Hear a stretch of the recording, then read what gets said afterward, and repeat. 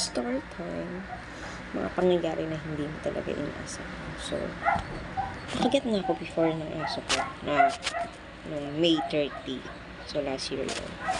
So, next month, mag-isang taon na. Pero nakapabaksin na ako nung ako yung nakagat. So, ito naman, naulit na naman. Balik, pangatlong beses na attack na to sa anak ko. So, naulit naman kanina 12 noon. And then, nasa likuran ko silang dalawa. Yung anak ko, hawak niya yung pinggay niya na may kanin. Sabi ko na, iinitin ko yung isda na nasa loob ng ref. So, ayun na nga. Sinalang ko na yung isda. And then, yung aso ko at yung anak ko, nasa likuran ko. Kasi yung anak ko, hindi niya sinasabi kung ano yung nangyari, kung ano yung totoo. Bigla na lang sinugod ng aso ko. Yung aso namin yung anak ko. Nagalit na gusto niyang gatin.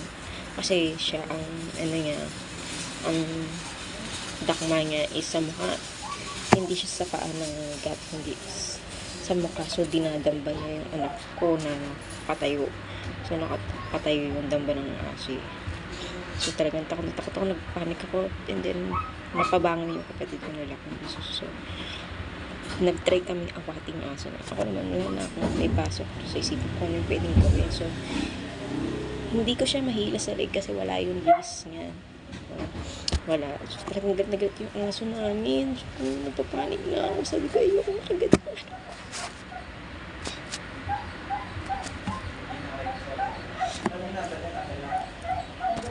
And then, ayun nga. So, hinila ko yung buntot.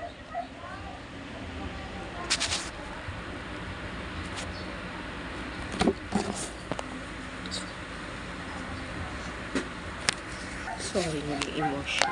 Kasi siya, anak ko yun, kailangan ko protection. Ayun nga. So, naitapon nga yung pinggan na mayroong kanin. So, nagsisigaw na yung ako sa susigaw ko. Buti nilang hindi siya kinagat sa paa. Kasi, patay yung tamba ng aso namin sa kanya. So, sa mukha siya, or pwede sa braso, or sa leeg siya kagatin. So, ayun nga, mas na yung kapatid ko bunso. So, ayun na nga. Tumulong din siya para awatin yung aso namin. Pero may tendency na pareho kami kagatin. Siyempre, iba nung agresibo na aso namin. So, ayun na. So, buti na lang, may pasok ng kapatid yung anak ko sa bahay niyo. Sinarado niya. Tapos din na nag-stop yung aso ko. Talagang hindi niya titigilan yung anak ko. Bali pangatlong beses niya na yun inatak sa anak ko. Yung una, yung last year din yun. Una, tinanggal yan ng tali. So, hinabol siya sa kwarto. Buti na nakakit siya sa bed ko. So, naging safe naman. And then, parang yung aso ko, hindi ko alam bakit hindi siya nakilala. Bakit ganun siya sa anak ko. And then, yung pangalawa naman, nagsuot siya ng jacket. Na long sleeve na jacket. Siyempre, long sleeve jacket. Na color black and white. Pinakita sa akin ng anak ko. Para makita ko nga kung kasya or bagay sa kanya. Sabi ko, bagay naman. So, yung aso ko naman namin si Coco, hindi siya nakilala. Tinahulan siya ng soba na, sabi ko, kidding, parang yung tsaka mo, di ka niya nakilala. Sobrang matang-tanong naman na. Ito lang huli, ito lang talaga kanina. Sobrang nervous ko. Gusto humingang malalim. Sabi ko, sinig ko talaga yung anak ko. May kagit ka ba sa paa, sa puwet, or sa harap. Kasi sa harap siya, dinambe. So, sa harap. So, talagang yung pangyayari, hindi mo talaga makakalimutan. Nagkakaroon ng trauma. Itong anak, hindi niya sinasabi kung bakit talaga siya sinugod or dinamba ng aso namin. Sobrang galit ng aso namin. Sabi ko, ano yan, nauulol. Pero, ba't ganun? Ganun yung aso ko.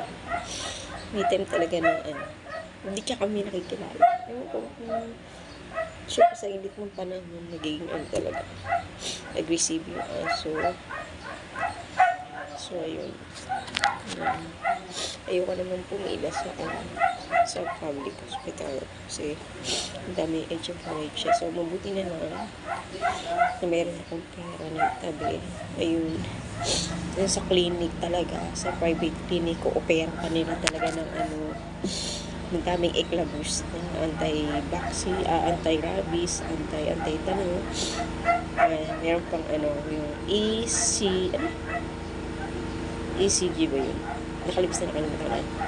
So, yun. Ito yun, yung ERIG. Yun din yung pinabakuna ko last year. So, may pera ako yung nagtatingin yun. So, 6,000 siya. So, sabi ko, ngayon pa nangyari. So, wala talaga.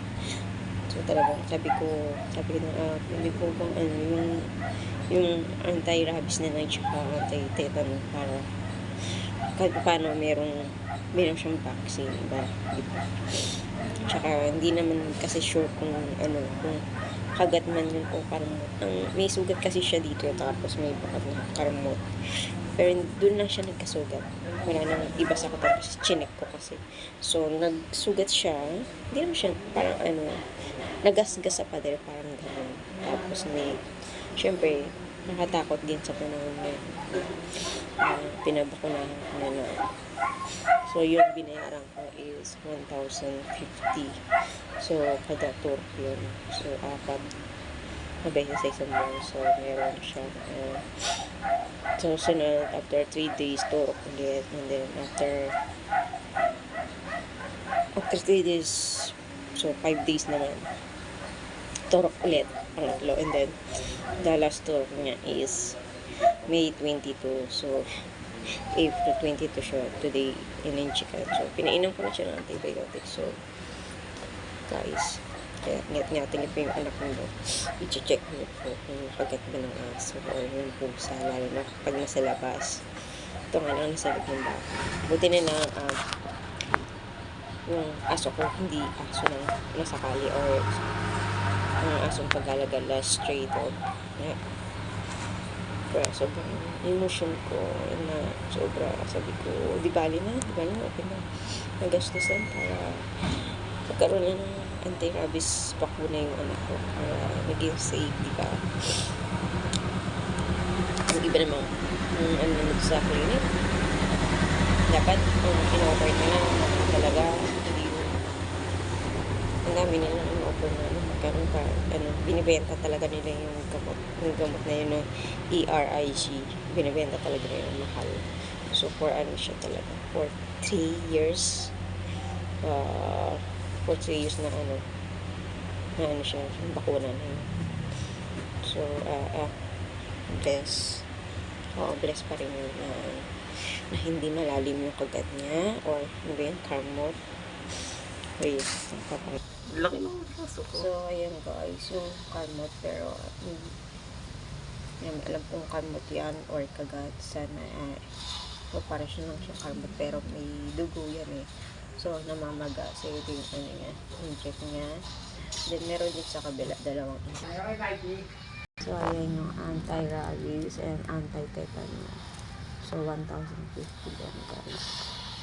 Sa private clinic. Outdoor naman. So, ayan, guys, is 1,050 siya. 1,050 yun. Yung bakuna ng 2. Kasi wala akong pera talaga. Pang 6,000 para yun sa ERIG na bakuna for 3 years effective. Yun nga, sobrang sabi ko dapat ang dami ng pangyayari doon sa aso. Napaka-aggressive niya talaga. Alam mo yung tuta pa lang siya, 2 months.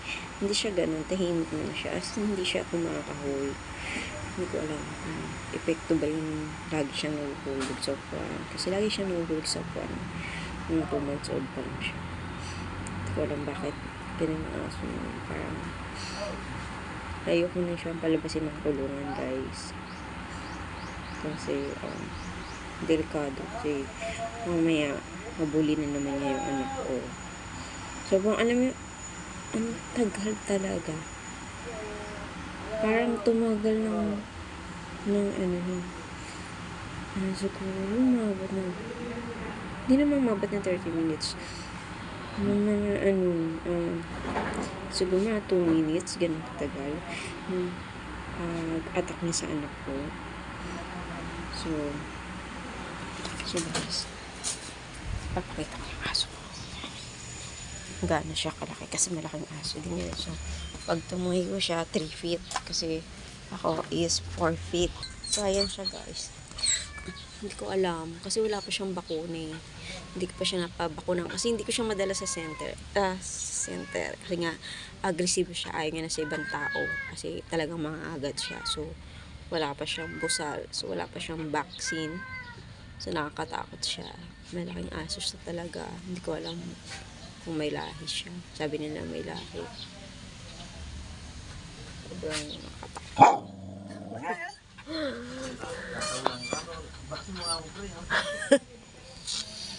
So, ayun, nakakatakot. Lalo na pag iba yung suot mo, naka-helmet ka, tendency kakagatin ka niya. Kahit kami pa yung niya. Hindi ko alam bakit ganun siya. Hindi niya kami nakikilala. Pag-ibig yung suot namin, nakakatakot talaga siya. Pero pag kilala naman niya, ang sweet niya talaga. Sobra. Hindi talagang nakatakot siya. Hindi ko na alam kung anong gagawin ko. Sabi ng nanay ko, i-dispatch siya na paano.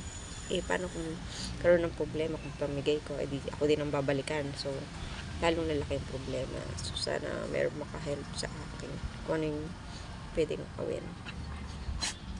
Kasi hindi naman siya makatay dyan sa kulungan niya. So, kailangan talaga ilalabas mo pa siya. Nahihirapan talaga ako. Ay, sobrang nanervyos talaga kami lahat dito. Sobrang nakakatakot. Ingat-ingat na lang po tayo guys. Huwag magtitiwala sa mga alaga natin. Lalo na kung agresibo.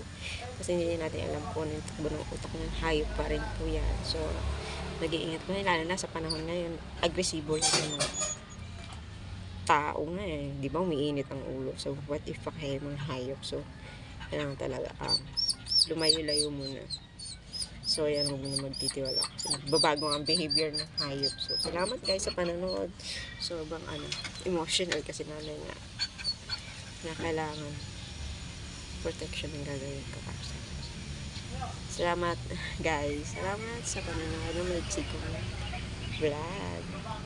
Ingat-ingat na lang tayo sa mga alaga natin. Dapat yan meron talagang vaccine. Sana mabaksin ko na siya. Okay,